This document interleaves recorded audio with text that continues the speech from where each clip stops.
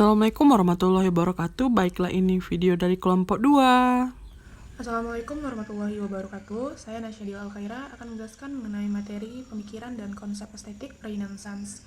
Nah, Renaissance ini adalah sebuah gerakan budaya yang intelektual yang terjadi di Italia lalu menyebar ke seluruh benua Eropa. Pada zaman ini juga dikatakan sebagai penanda perubahan zaman yang terjadi pada abad ke-14 sampai ke abad 17. Nah, kenapa dikatakan sebagai penanda perubahan zaman? Karena zaman Renaissance ini merupakan peralihan dari zaman pertengahan ke zaman modern. Apa yang terjadi di zaman pertengahan? Zaman pertengahan adalah zaman yang ditandai sebagai tahun-tahun kematian oleh wabah hitam yang terjadi hampir di seluruh Eropa pada saat itu. Nah, itu kan terjadi di abad ke-14 ya.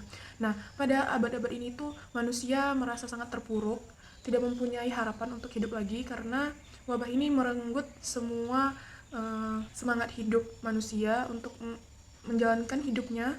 Nah, pada abad ini, filosofi humanisme Renaissance itu muncul dengan mengatakan bahwa manusia sebagai pusat semesta dan seluruh pencapaian manusia seperti seni, karya tulis, sains itu harus dihargai. Dengan kata lain, yang intinya bisa kita ambil adalah manusia itu berharga. Nah, oleh pemikiran ini, masyarakat Eropa pada zaman itu percaya dan mereka seperti menemukan kembali harapan untuk alasan mereka untuk hidup lagi seperti itu. Makanya, banyak dari masyarakat Eropa yang menyenangi atau yang menyukai adanya teori Renaissance ini. Nah, zaman ini juga ditandai dengan penemuan mesin cetak. Dikarenakan ditemukannya mesin cetak, pemikiran Renaissance ini pun dicetak banyak-banyak seperti itu, lalu disebarluaskan kepada masyarakat Eropa.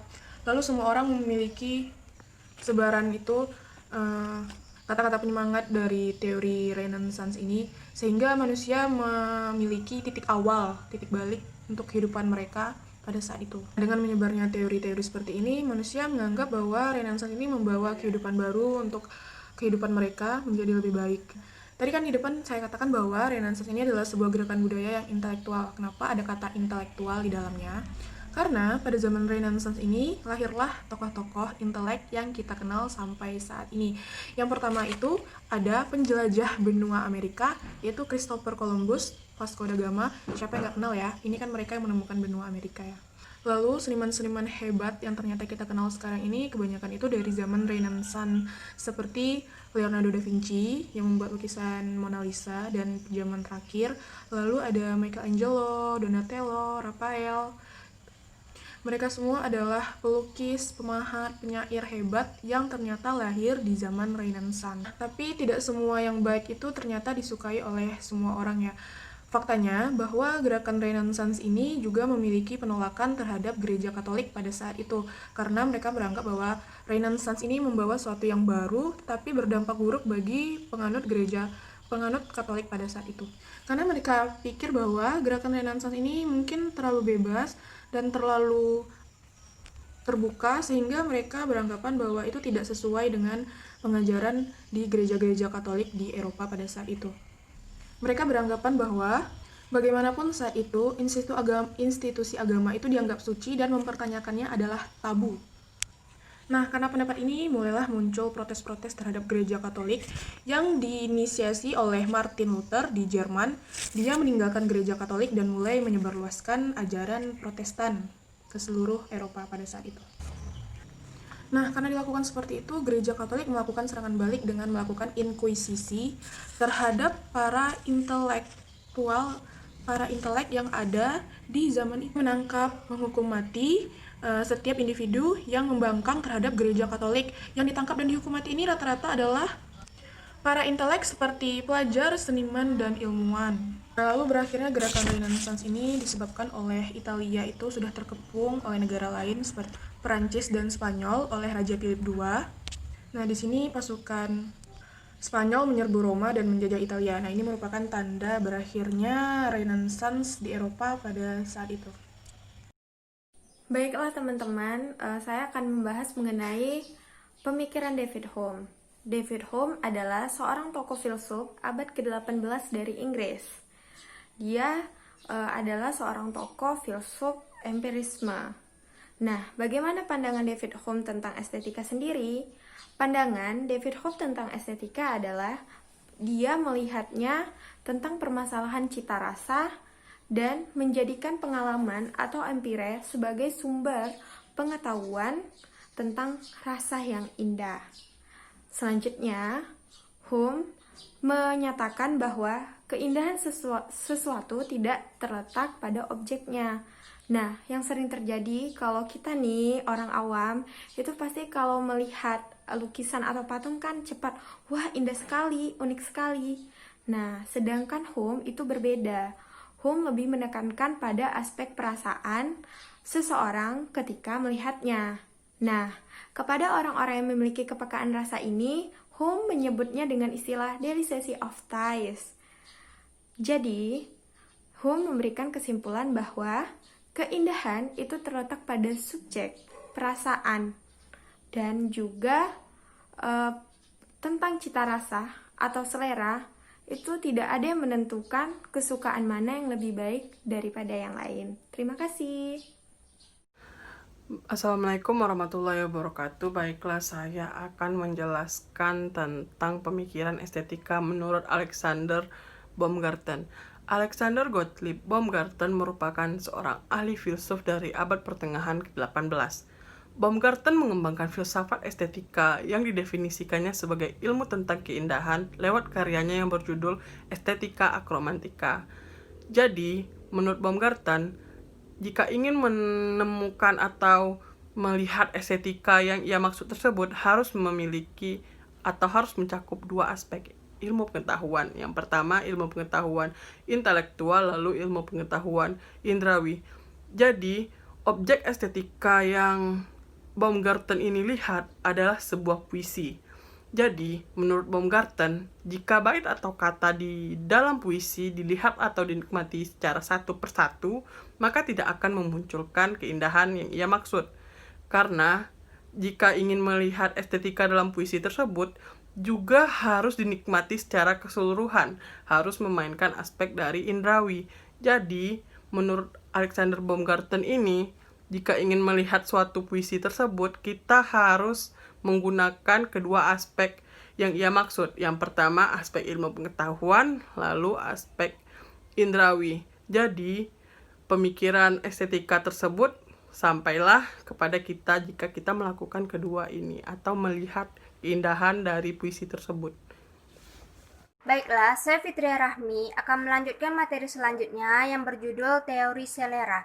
Menurut Allison dalam bukunya mengenai teori selera pada tahun 1790 yang berjudul Essay on the Nature and Participle of Taste, teori ini pokok perhatiannya pada pemetaan ruang lingkup kemampuan untuk mencecap selera.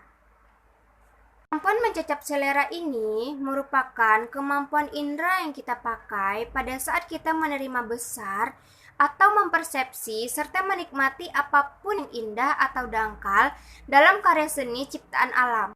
Yang menarik dari teori ini secara esensial psikologis adalah teori ini mengandalkan campur tangan teologis. Namun, nuansa teologis ini tetap bisa dinetralkan atau dicegah dengan menandakan bahwa emosi pencecapan selera yang dibangkitkan oleh karya alam yang mencengangkan dipandang sebagai sapa sang seniman agung. Selanjutnya, baiklah saya akan membahas mengenai lahirnya teori perspektif. Lahirnya teori perspektif ini tidak terlepas dari adanya tokoh-tokoh. Nah, pada materi sebelumnya di kelompok pertama, kalau tidak salah kan ada membahas mengenai pembahasan tokoh-tokoh yang hidup pada abad atau masa tertentu. Nah, salah satu yang sangat saya ingat, saya ambil contohnya satu, yaitu abad Yunani klasik. Nah, abad Yunani klasik ini tokoh-tokohnya pun yang cukup terkenal ada Plato dan Aristoteles. Jadi, mengapa saya membawa tokoh-tokoh tersebut? Karena tentu saja tokoh-tokoh itulah yang melahirkan gagasan dan ide mereka mengenai konsep estetika. Nah, salah satunya tadi Plato dan Aristoteles. Yang terjadi, nih saya ambil satu ya, Aristoteles itu sangat menarik sekali ketika dia memandang konsep estetika. Dia memiliki perspektif seperti ini. Keindahan adalah benar atau kejujuran. Kejujuran yang manifestasi prinsip universal dalam kehidupan nyata. Jadi, dia memberikan pandangannya tentang keindahan, dan kita yang mengambil teori atau doktrin tersebut memiliki persepsi lagi sehingga melahirkan perspektif pandangan yang berkelanjutan. Baiklah, dalam hal lahirnya teori perspektif tidak lepas dari adanya aktivitas yang estetik, artinya ada kegiatan. Itu ada 3 tingkatan. Yang pertama ada pengamatan. Tentu saja pengamatan ini sangat penting. Contoh sederhananya sajalah, dulu waktu SMA kita pernah belajar tab observasi. Nah, kita diminta oleh guru kita untuk melihat atau mengambil objek mana yang menarik. Lalu yang tingkatan kedua itu ada hasil pengamatan. Jadi segala sesuatu yang sudah kita amati itu akan kita tulis. Lalu tingkatan ketiga adalah bagaimana hasil pengamatan tersebut sudah tersusun lebih baik dan padu. Nah, itu. Jadi lahirnya teori perspektif ini tidak lepas dari tokoh-tokoh. Adanya tokoh-tokoh yang memiliki gagasan, memiliki konsep, lalu mereka menuliskannya dan itu menjadi teori atau doktrin yang sampai sekarang masih dipakai sebagai pengantar konsep estetik khusus. Perkenalkan, nama saya Rabiatul Husna. Saya dari kelompok 2 ingin melanjutkan materi yang telah disampaikan oleh teman-teman saya.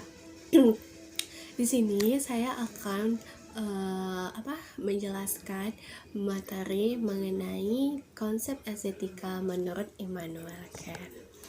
Teman-teman sebelumnya kan tidak tahu sih siapa sih Immanuel Kant itu, ya kan?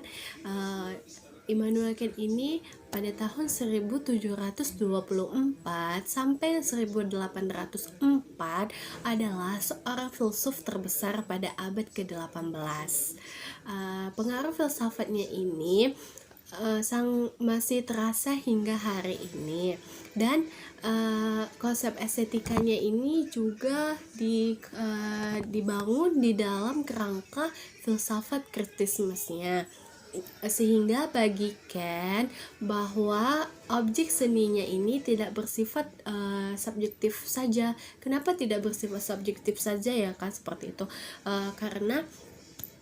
Karena seni baginya ini adalah karena seni baginya ini tidak harus tergantung kepada selera individu saja, seperti itu ya kan.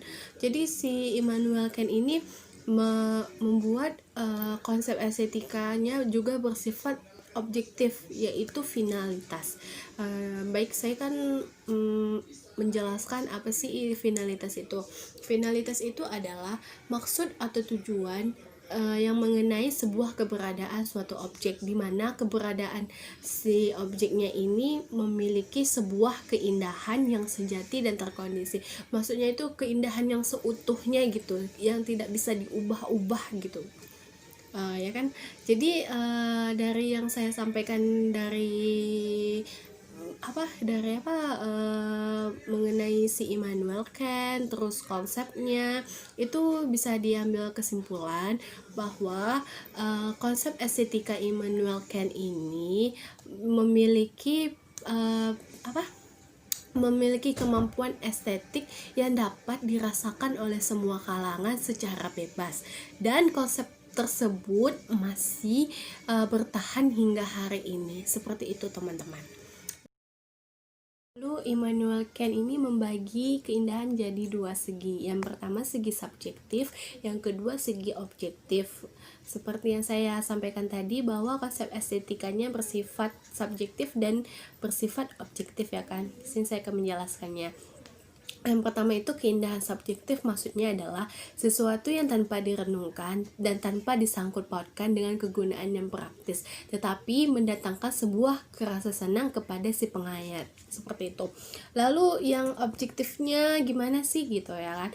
Keindahan yang objektifnya ini maksudnya adalah keserasian suatu objek yang disangkut pautkan dengan tujuan kegunaannya, tetapi objeknya ini tidak ada unsur segi kegunaan. Seperti itu teman-teman.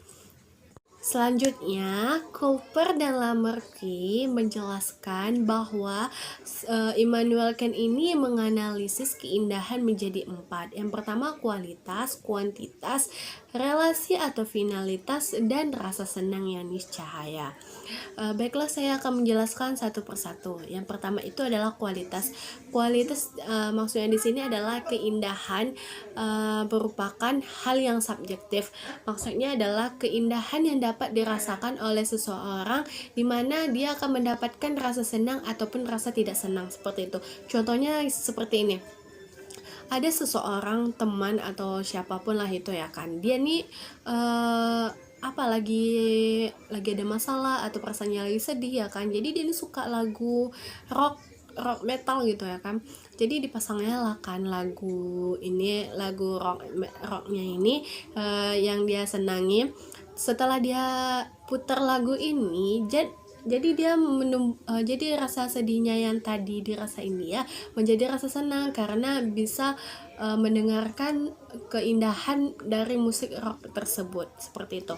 Lalu yang kedua itu aslinya adalah keindahan yang universal atau keindahan yang umum yang bisa dirasakan oleh semua khalayak, tetapi tidak harus ada unsur subjektivitas dan objektivitas, seperti itu teman-teman.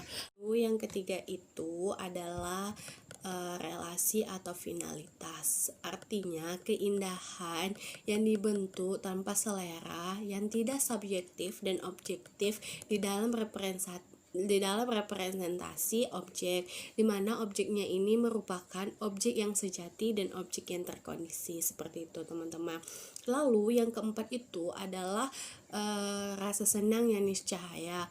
Ada seseorang yang mengemukakan maksud dari rasa senang yang niscaya itu, yaitu Ali mengemukakan bahwa keindahan itu memang memberikan rasa senang bukan karena kita memikirkannya secara nalar, tetapi karena objek seninya ini memang merupakan sumber yang memberikan kesenangan. Maksudnya itu adalah objek seninya ini memang memberikan kesenangan bagi seseorang penikmat keindahan atau seseorang yang sudah menikmati keindahan seperti musik, seperti itu teman-teman. Sekian video dari kami, lebih dan kurang kami mohon maaf. Assalamualaikum warahmatullahi wabarakatuh.